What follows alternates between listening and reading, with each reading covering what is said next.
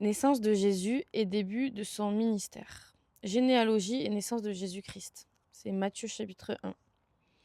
Voici la généalogie de Jésus-Christ. Fils de David, fils d'Abraham. Abraham eut un fils. Abraham eut pour fils Isaac.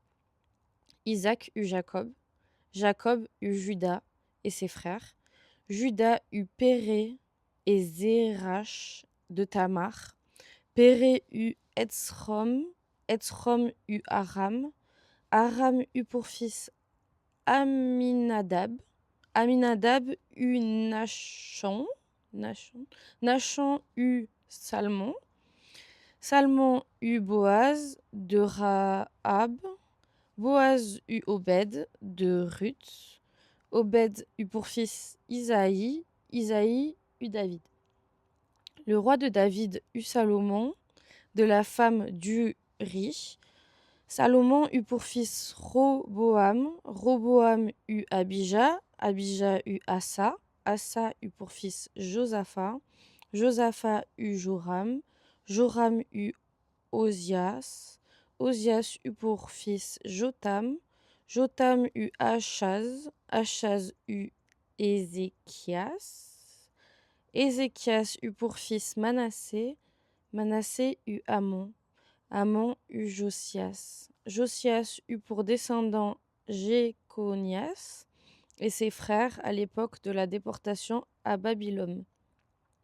Après la déportation à Babylone, Jéconias eut pour fils Shaltiel.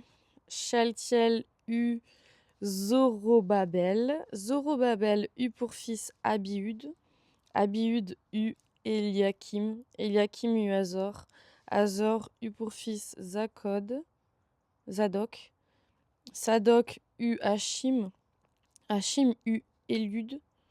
Élud eut pour fils Éléazar. Et Éléazar eut Mathan. Mathan eut Jacob. Jacob eut pour fils Joseph, l'époux de Marie, de laquelle est né Jésus, qu'on appelle le Christ. Il y eut donc en tout 14 générations depuis Abraham jusqu'à David.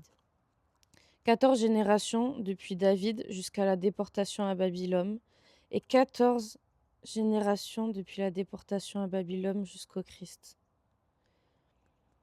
Voici de quelle manière arriva la naissance de Jésus-Christ. Marie, sa mère, était fiancée à Joseph. Or, avant qu'ils aient habité ensemble, elle se trouva enceinte par l'action du Saint-Esprit. Joseph, son fiancé, qui